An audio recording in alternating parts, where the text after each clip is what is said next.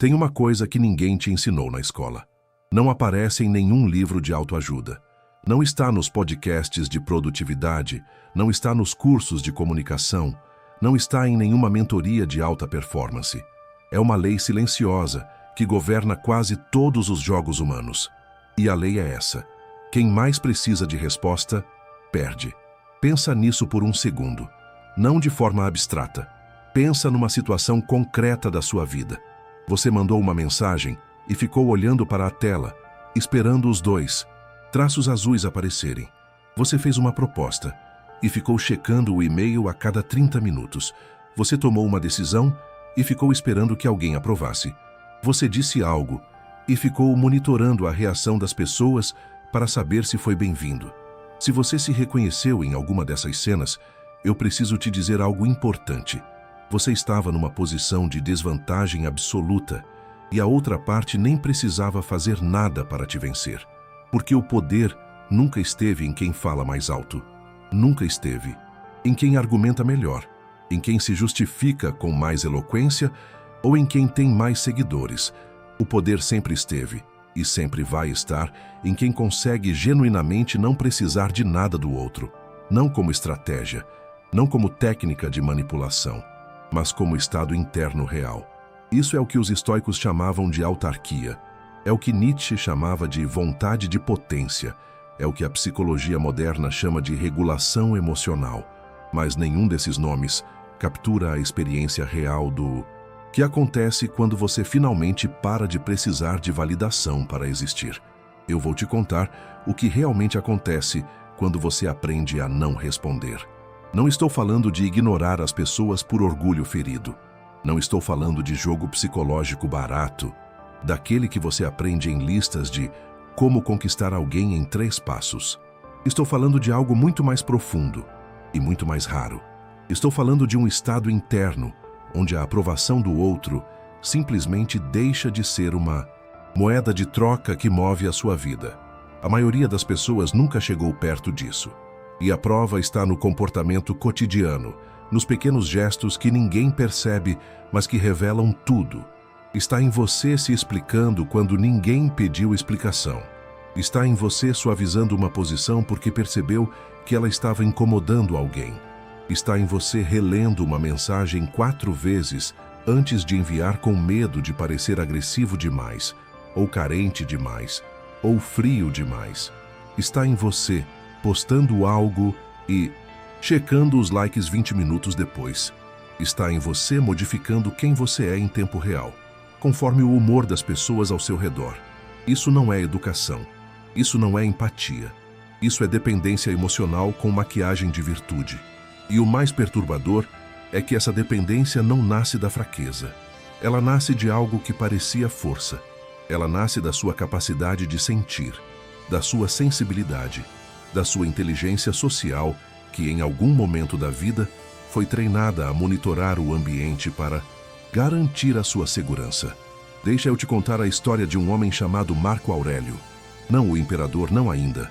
O jovem Marco Aurélio, que cresceu num ambiente onde cada palavra dita poderia ser a última se chegasse ao ouvido errado, onde cada gesto era interpretado, onde a aprovação do imperador Adriano podia significar a diferença entre uma vida de influência e um exílio silencioso. Marco Aurélio cresceu aprendendo a ler rostos, aprendendo a ajustar o tom, aprendendo a se tornar aceitável. E durante anos ele foi extraordinariamente bom nisso. Mas em algum momento da vida desse homem, algo quebrou de uma forma que não se quebra de volta. Não foi uma ruptura dramática. Não foi uma crise que apareceu com alarme.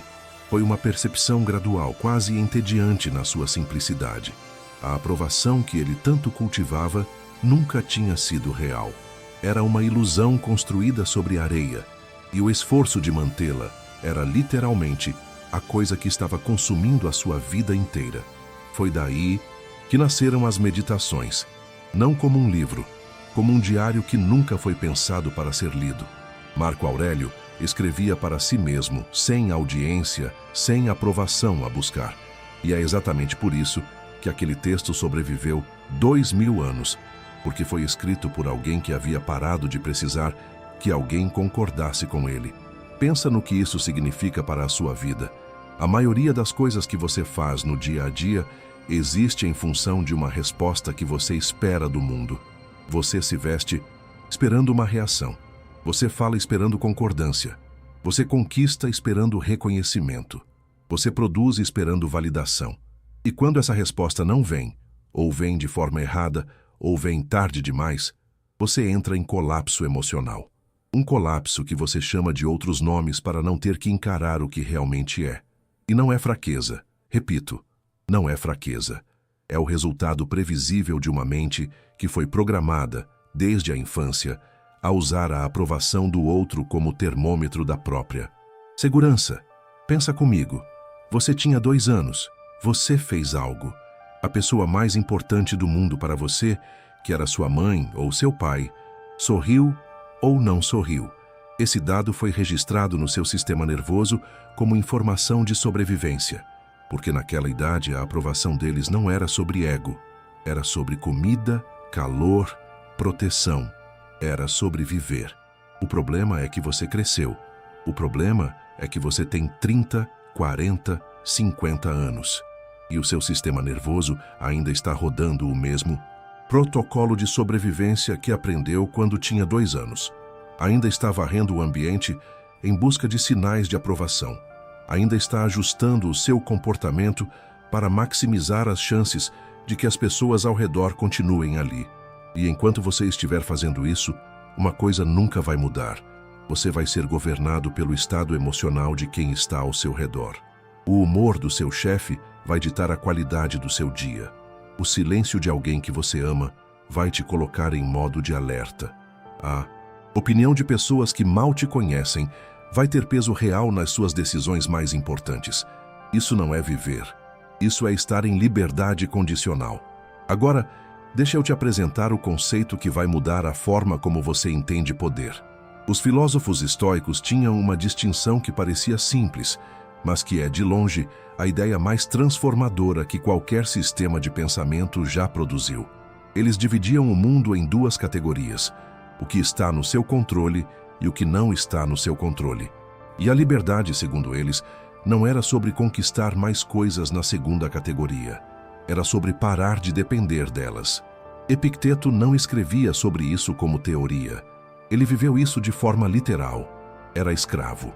O seu corpo, a sua liberdade física, a sua vida, tudo estava nas mãos de outro. E mesmo assim ele sabia de algo que o seu dono nunca soube. A única coisa que não pode ser tirada de um ser humano é a sua atitude diante do que acontece com ele. Mas eu não quero falar de escravidão física. Quero falar da sua escravidão, a que ninguém vê, a que você nem reconhece como tal. Você é escravo sempre que uma mensagem não respondida te deixa horas em estado de ansiedade especulativa. Você é escravo sempre que precisa de concordância para confiar na sua própria decisão. Você é escravo sempre que modifica quem você é para ser aceito em ambientes que, no fundo, você nem respeita tanto assim. Você é escravo sempre que a ausência de reconhecimento te faz questionar se o trabalho valeu a pena. A liberdade não está em ter mais seguidores, não está em ser mais respeitado, não está em ganhar mais dinheiro ou construir uma reputação inatacável. A liberdade está num estado interno que não tem nenhuma dessas coisas como pré-requisito. E é aqui que o desinteresse absoluto entra.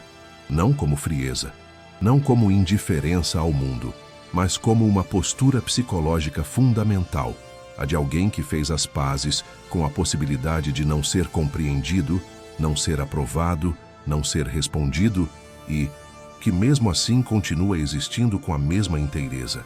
Vou te dar um exemplo que vai parecer trivial, mas que esconde algo enorme. Você já percebeu o que acontece quando alguém para de tentar conquistar outra pessoa? Não quando desiste com mágoa, quando genuinamente perdeu o interesse, quando a necessidade de aprovação simplesmente evaporou. Algo muda na dinâmica inteira. A outra pessoa, que antes se sentia no controle do jogo, de repente se vê num ambiente onde as regras mudaram sem aviso. O seu silêncio deixou de ser ausência e virou presença. A sua indiferença deixou de ser vazio e virou substância. E de repente, Quem estava indiferente começa a sentir uma coisa incômoda e estranha. Curiosidade. Isso não é manipulação. Isso é física humana. É a lei básica de que qualquer coisa que parece infinitamente disponível perde valor, e qualquer coisa que existe independente de você exerce magnetismo. Mas o ponto mais importante não é o efeito nos outros, é o efeito em você. Quando você para de precisar de resposta, você para de monitorar o mundo. Quando você para de monitorar o mundo, você para de gastar energia computacional nessa vigilância constante.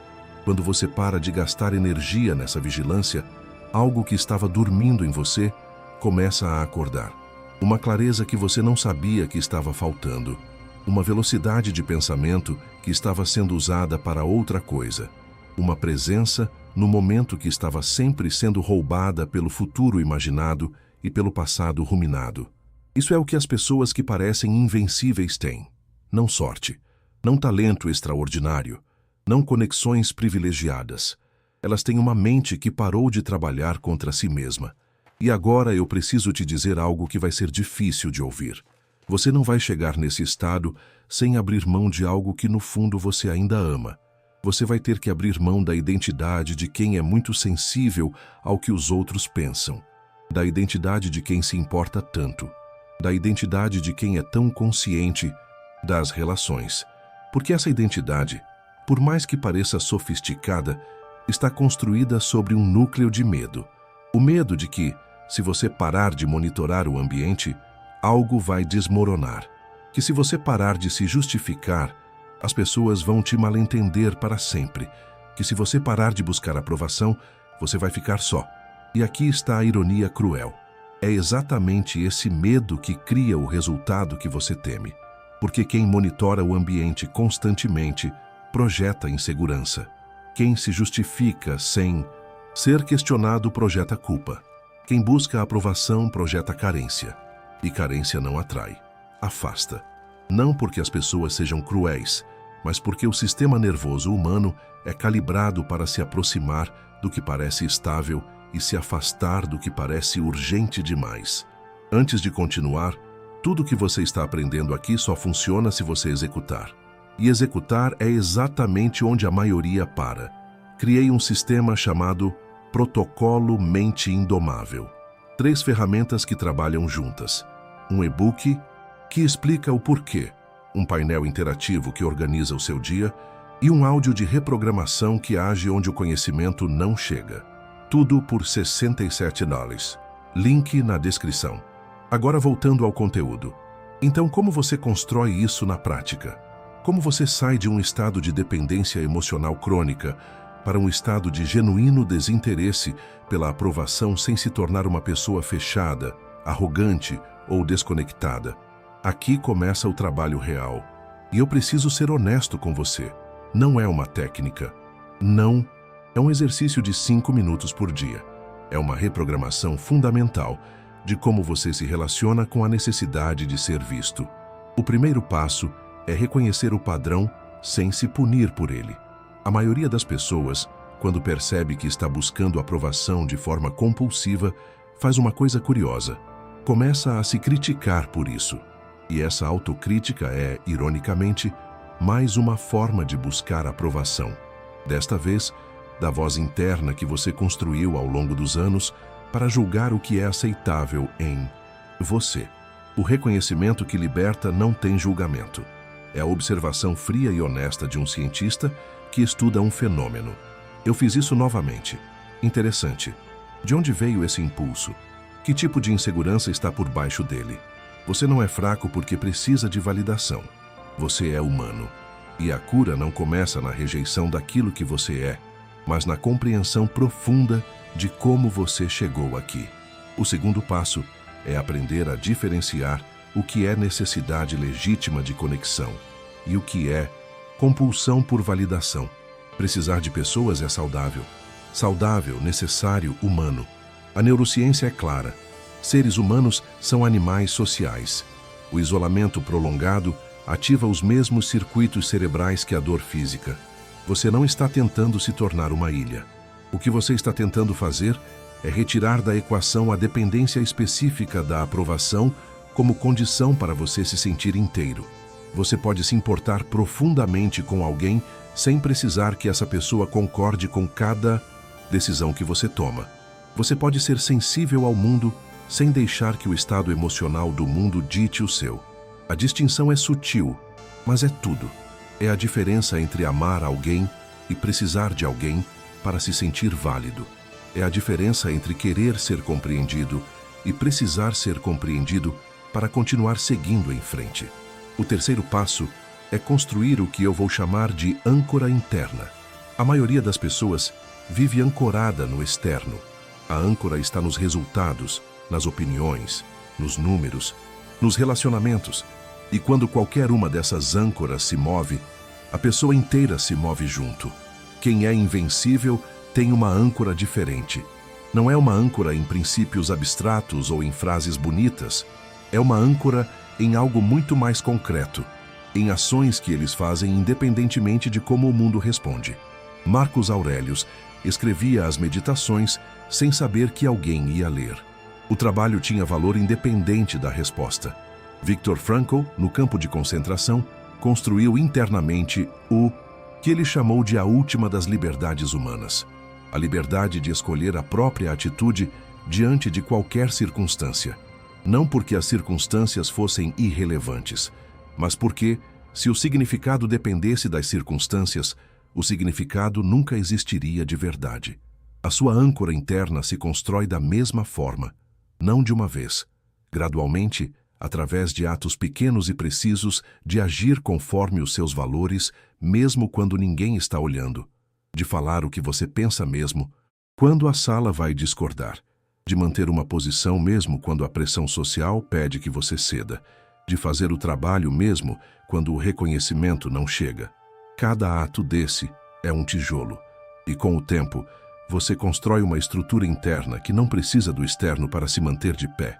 O quarto passo é o mais contraintuitivo de todos. Você precisa deliberadamente se expor a situações onde a aprovação não vai chegar. Não me entenda mal.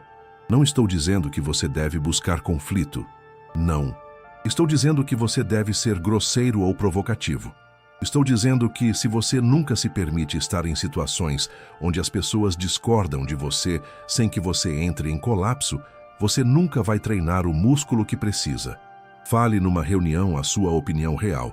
Publique algo que seja genuinamente seu, mesmo que não seja o que o algoritmo quer ver. Tome uma decisão importante sem consultar ninguém.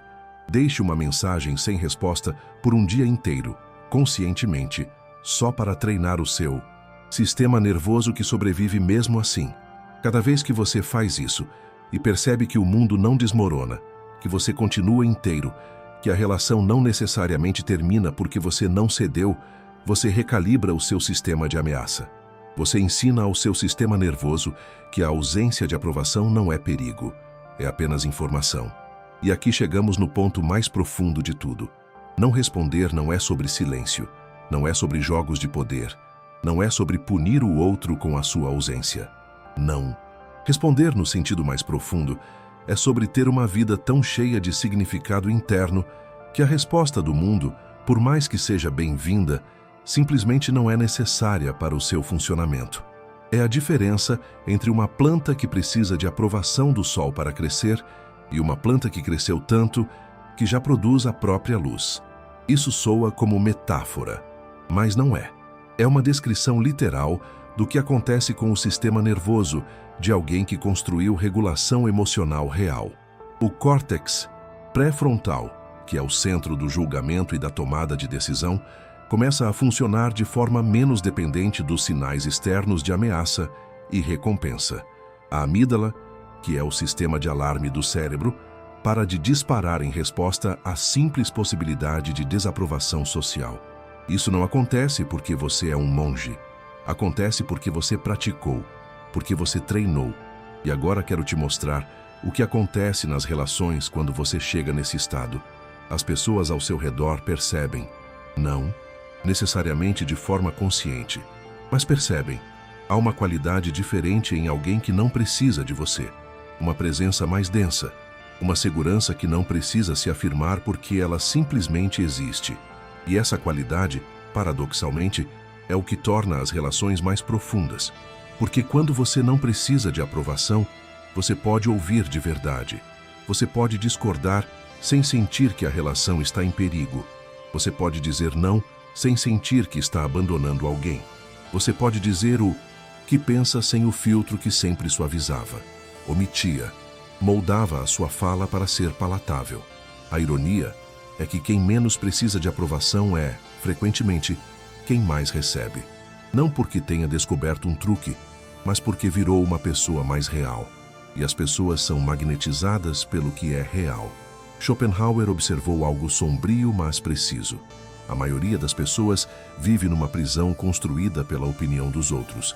E o mais cruel é que essa prisão não tem grades visíveis. O prisioneiro a mantém de pé com as próprias mãos, acreditando que está se protegendo quando, na verdade, está se enclausurando. A chave dessa prisão não está nas mãos de ninguém de fora. Nunca esteve. E é aqui que chegamos ao confronto que eu preciso te fazer. Qual é o custo real da sua necessidade de resposta? Não o custo emocional. Esse você já conhece.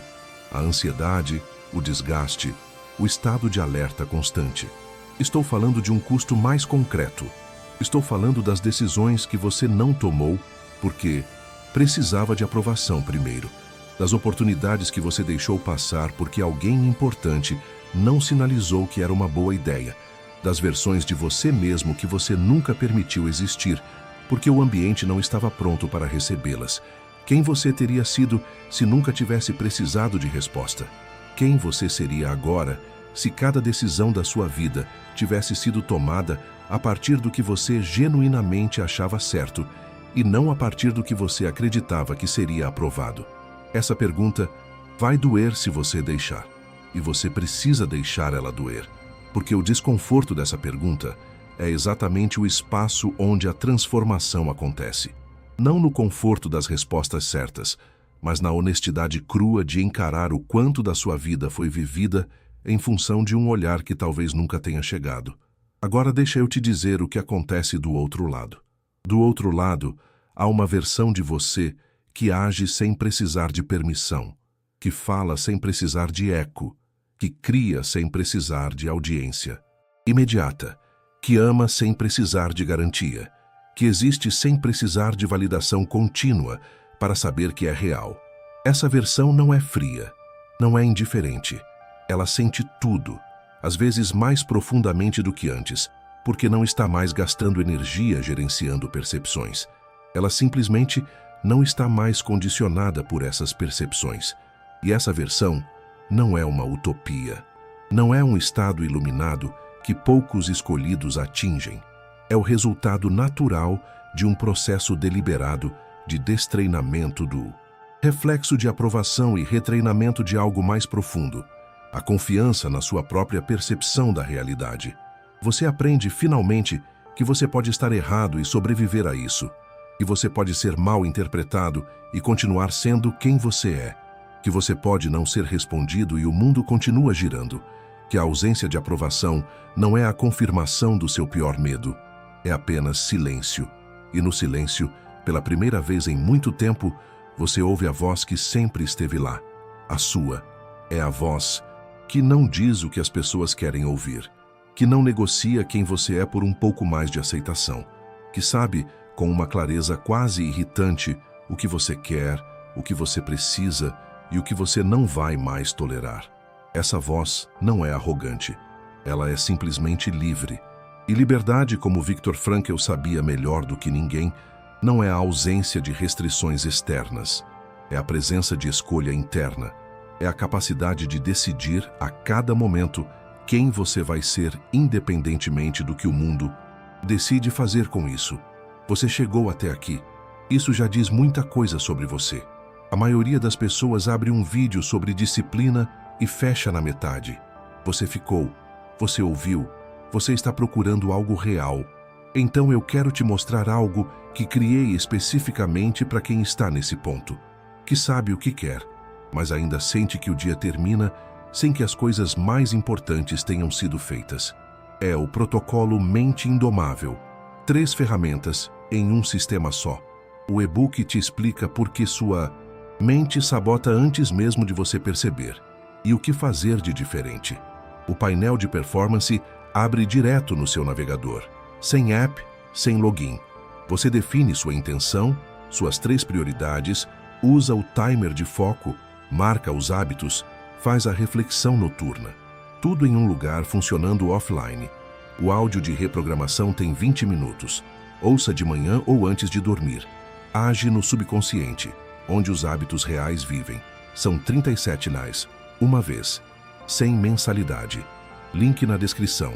Se você assistiu até aqui, esse protocolo é para você.